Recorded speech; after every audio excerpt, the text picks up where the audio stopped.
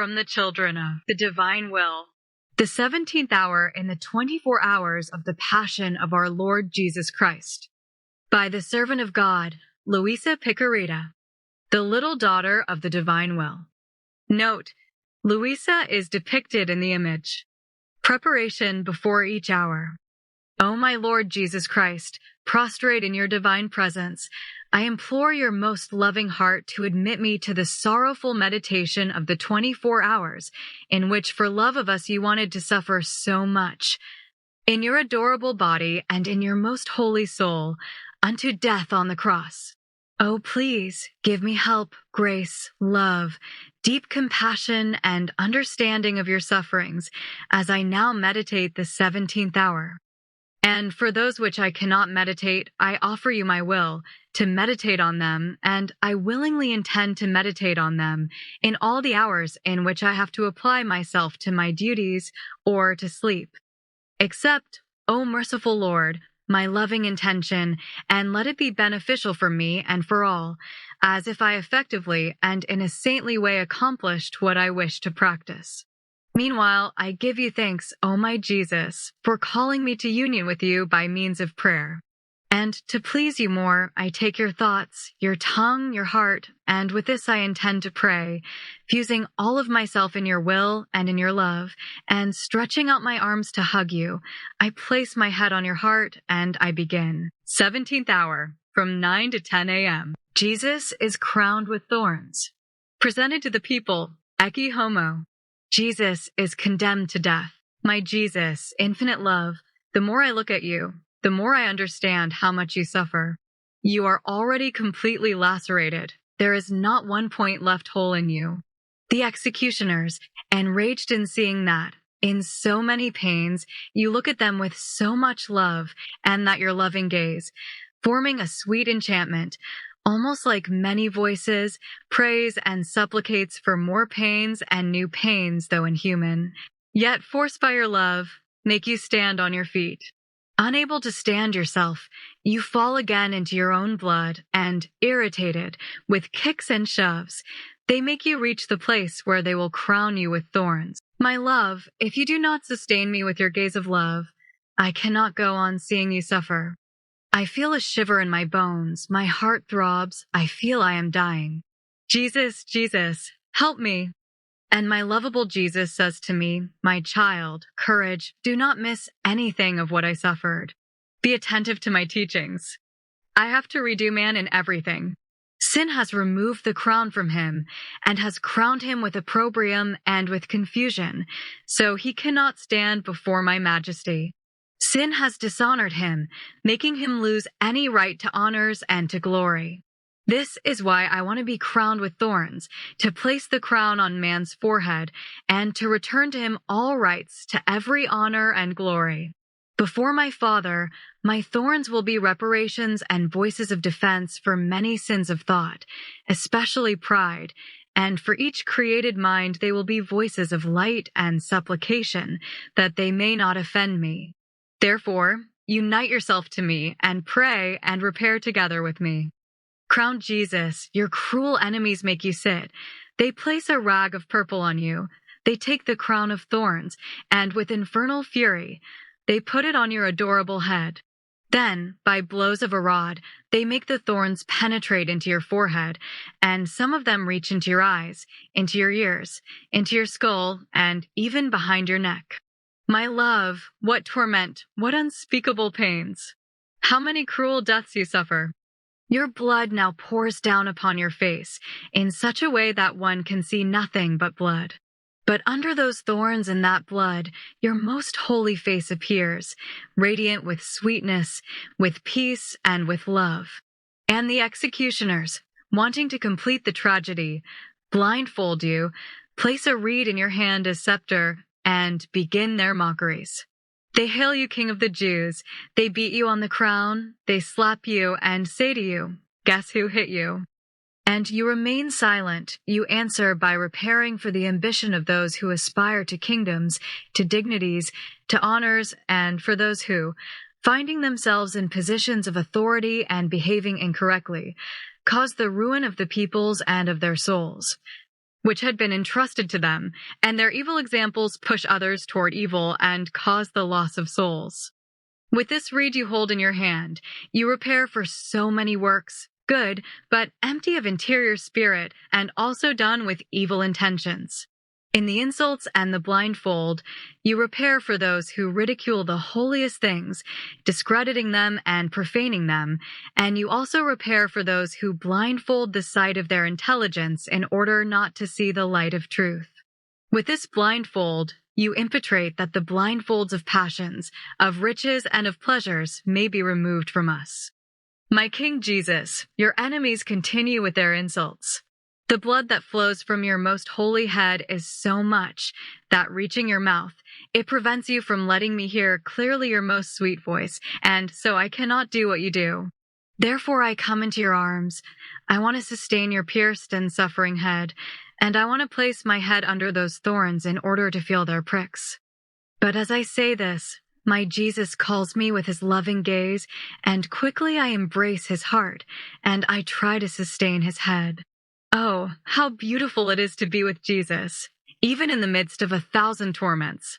And he says to me, my child, these thorns say that I want to be constituted king of each heart. To me belongs every dominion. Take these thorns and prick your heart. Let everything that does not belong to me come out, and then leave one thorn inside, as the seal that I am your king, and to prevent any other thing from entering into you. Then go through every heart, and pricking them, let all the fumes of pride and the rottenness which they contain come out, and constitute me king of all.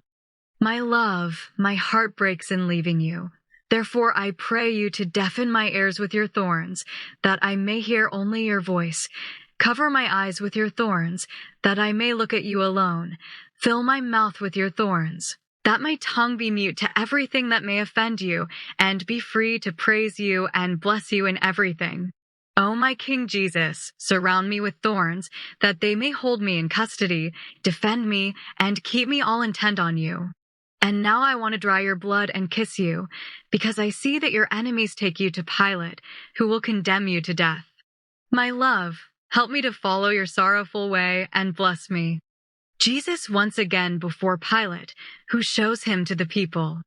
My crowned Jesus, wounded by your love and transfixed by your pains, my poor heart cannot live without you, so I search for you, and I find you before Pilate once again. But what a moving scene. The heavens are horrified, and hell trembles with fear and rage. Life of my heart, my gaze cannot bear the sight of you without feeling like dying. But the enrapturing power of your love forces me to look at you, that I may comprehend your pains well, and I contemplate you amid tears and sighs.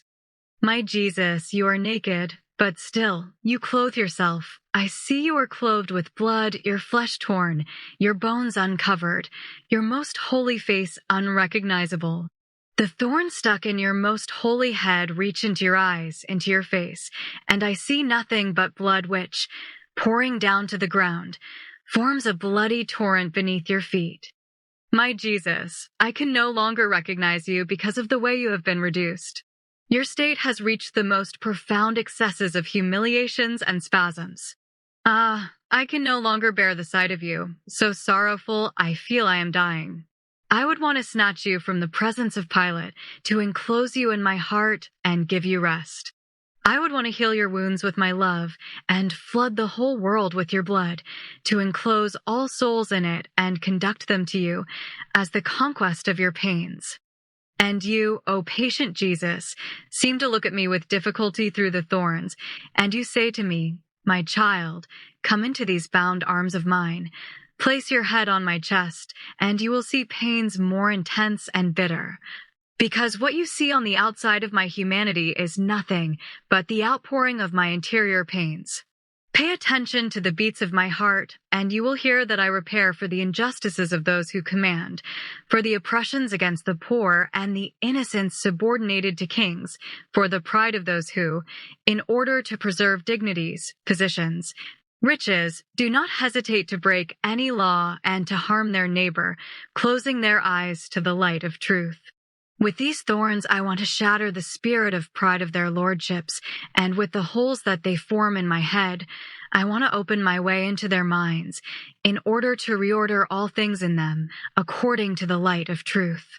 By remaining so humiliated before this unjust judge, I want to make everyone understand that only virtue is what constitutes man king of himself, and I teach to those who command that virtue alone, united to upright knowledge, is worthy and capable of governing and ruling others, while all other dignities, without virtue, are dangerous and deplorable things. My child, echo my reparations and continue to be attentive to my pains. My love, I see that in seeing you reduced so badly, Pilate shudders and, deeply impressed, exclaims, "How can there be so much cruelty in human breasts?" This was not my will in condemning him to the scourging, and wanting to free you from the hands of the enemies in order to find more convenient reasons, all humbled, removing his gaze from you because he cannot sustain your sight. Too painful, he questions you again. But tell me, what have you done? Your people gave you into my hands. Tell me, are you a king? What is your kingdom? At the storming questions of Pilate, you, "O my Jesus," do not answer, and recollected within yourself, you think about saving my poor soul at the cost of so many pains. And since you do not answer, Pilate adds, do you not know that it is in my power to release you or to condemn you? But you, O my love, wanting to make the light of truth shine in the mind of Pilate, answer, you would have no power over me if it did not come to you from above. Therefore, those who gave me into your hands have committed a sin graver than yours. Almost moved by the sweetness of your voice, irresolute as he is, with his heart in a tempest, thinking that the Jews would be more compassionate, Pilate decides to show you from the balcony, hoping that they may be moved to compassion in seeing you so tortured, so as to be able to release you. Sorrowful Jesus, my heart faints in seeing you follow Pilate. You walk with difficulty, bent over under that horrible crown of thorns. Your blood marks your steps, and as you go out, you hear the tumultuous crowd anxiously awaiting your condemnation. Imposing silence, in order to call the attention of all and to be heard by all, Pilate, with repugnance, takes 2 hems of the purple rag that covers your chest and shoulders. He lifts it so that all may see how you are reduced, and says in a loud voice, "Ecce homo." Here's the man. Look at him. He no longer has the features of a man. Observe his wounds. He can no longer be recognized. If he has done evil, he has already suffered enough, or rather, too much. I already regret having made him suffer so much. Therefore, let us set him free. Jesus, my love, allow me to sustain you, because I see that, unable to stand under the weight of so many pains, you stagger. In this solemn moment, your destiny is decided. At the words of Pilate, all become profoundly silent, in heaven, on earth, and in hell. And then, as though in one single voice, I hear the cry of all, "Crucify him, crucify him. We want him dead at any cost. My life, Jesus, I see you tremble." The cry of death descends into your heart, and among these voices, you recognize the voice of your dear Father, which says, "My son, I want you dead, and dead crucified." You hear also your mama who, though pierced and desolate, echoes your dear Father, "Son, I want you dead." The angels, the saints, hell, everyone, in one voice cries out, "Crucify him, crucify him." There is not one soul who wants you alive. And, to my deepest blush, sorrow, and horror, I too feel forced to cry out, by an irresistible force, "Crucify him." My Jesus, forgive me if I too, a miserable sinful soul, want you dead. But I pray you to make me die together with you. In the meantime, O my tormented Jesus, moved by my sorrow, you seem to say to me, "My child, cling to my heart and take part in my pains and in my reparations." This moment is solemn. Either my death or the death of all creatures must be decided. In this moment, 2 currents pour into my heart. In one there are all the souls who, if they want me dead, it is because they want to find life in me, and so, by my acceptance of death for them, they are released from the eternal condemnation, and the doors of heaven open to receive them. In the other current there are those who want me dead out of hatred and as confirmation of their own condemnation, and my heart is lacerated and feels the death of each one of them, and the very pains of hell. My heart cannot bear these bitter pains. I feel death at each heartbeat, at each breath, and I keep repeating, why will so much blood be shed in vain? Why will my pains be useless for so many? Child, sustain me, for I can take no more. Take part in my pains. May your life be a continuous offering for the salvation of souls, so as to soothe pains so excruciating for me. My heart, Jesus, your pains are mine, and I echo your reparations. But I see that Pilate is astonished, and he hastens to say, how can this be? Should I crucify your king? I find no guilt in him to condemn him. And the Jews cry out, deafening the air, we have no other king but Caesar, and if you do not condemn him, you are not a friend of Caesar. Insane, insane, crucify him, crucify him. Not knowing what else to do, for fear of being deposed, Pilate has a bucket of water brought to him, and washing his hands, he says, I am not responsible for the blood of this just one. And he condemns you to death. But the Jews cry out, may his blood fall upon us and upon our children. And in seeing you condemned, they make feast, they clap their hands, they whistle and shout, while you, O Jesus, repair for those who, finding themselves in high positions, out of vain fear and in order not to lose their places, break the most sacred laws, not caring about the ruin of entire peoples, favoring the evil and condemning the innocent. You repair also for those who, after sin, provoke the divine wrath to punish them. But while you repair for this, your heart bleeds with sorrow in seeing your chosen people struck by the malediction of heaven, which they themselves, with full will, have wanted, sealing it with your blood which they cursed. Your heart faints. Allow me to sustain it in my hands, making your reparations and your pains my own. But your love pushes you higher and, impatient, you already look for the cross. My life, I will follow you, but for now rest in my arms. Then we will reach Mount Calvary together.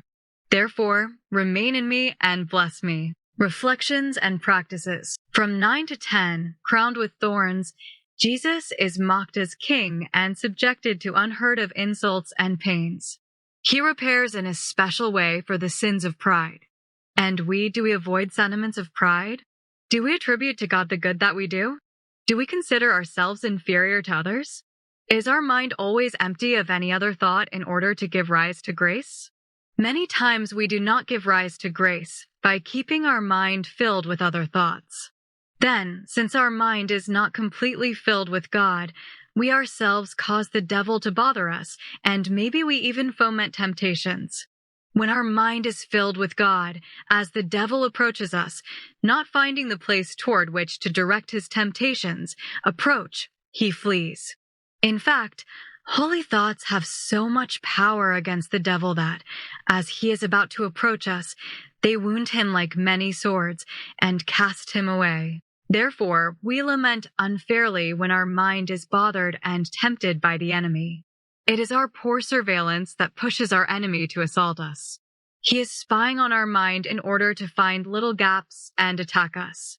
Then, instead of relieving Jesus with our holy thoughts and removing the thorns from him, ungrateful, we push them into his head, making him feel the pricking more sharply.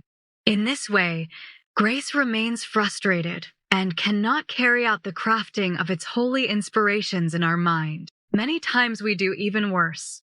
As we feel the weight of temptations, instead of bringing them to Jesus, making of them a bundle to be burned by the fire of his love, we worry, we become sad, and speculate on those very temptations. Therefore, not only does our mind remain occupied by evil thoughts, but all our poor being remains as though soaked with them, and so it would almost take a miracle from Jesus to free us. And Jesus looks at us through those thorns and, calling us, he seems to say, my child, you yourself do not want to cling to me. If you had come immediately to me, I would have helped you to free yourself from the bothers that the enemy brought into your mind, and you would not have made me sigh so much for your return. I asked for help from you in order to be freed from thorns so sharp, but I waited in vain because you were occupied with the work that your enemy had given you. Oh, how much less tempted you would be if you came immediately into my arms. Then fearing me, and not you, the enemy would leave you immediately. My Jesus, may your thorns seal my thoughts in your mind and prevent the enemy from causing any sort of temptation. When Jesus makes himself felt in our mind and in our heart, do we reciprocate his inspirations, or do we place them into oblivion? Jesus is mocked as king.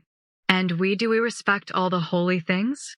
Do we use all the reverence that befits them, as if we were touching Jesus Christ himself? My crowned Jesus, let me feel your thorns, so that I may understand from their pricks how much you suffer, and I may constitute you as king of my whole self. Showed from the balcony, Jesus is condemned to death by those people who had been loved and who had benefited so much from him. Loving Jesus accepts death for us in order to give us life.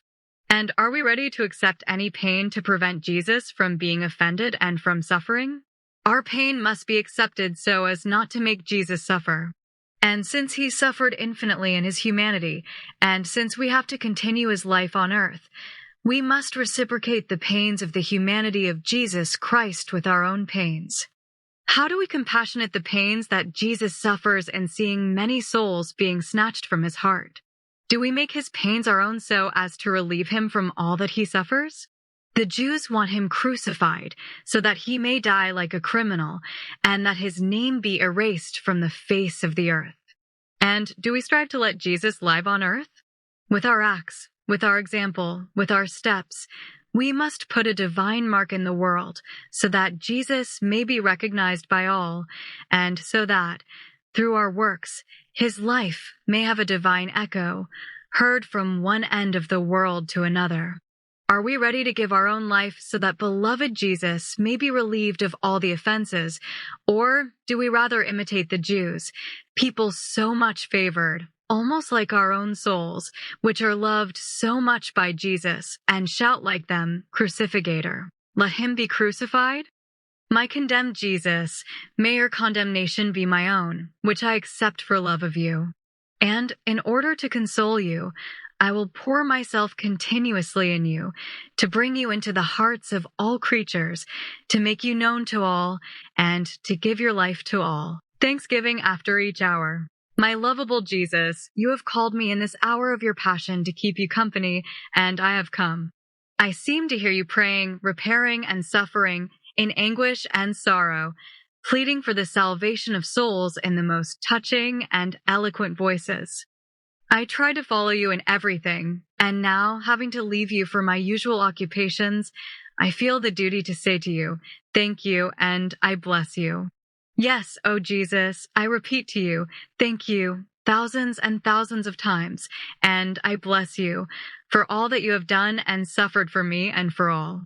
I thank you and I bless you for every drop of blood you shed, for every breath, for every heartbeat, for every step, word, glance, bitterness, and offense which you endured. In everything, O my Jesus, I intend to seal you with a thank you and an I bless you. Please, O Jesus, let my whole being send you a continuous flow of thanks and blessings, so as to draw upon me and upon everyone the flow of your blessings and thanks. Oh, please, O Jesus, press me to your heart, and with your most holy hand seal every particle of my being with your I bless you, so that nothing other than a continuous hymn to you may come from me. References. The following reference was used to create the 24 Hours of the Passion of Our Lord Jesus Christ YouTube video. Source. There are no copyrights restrictions posted on the internet documentation. There are no copyrights restrictions posted on any of the pictures. All the pictures were enhanced or created by various graphic tools. Publication notes. The 17th hour in the 24 hours of the Passion of our Lord Jesus Christ. Last date review, February 5th, 2026. Revision 2.0. Changed PDF source to MS Word.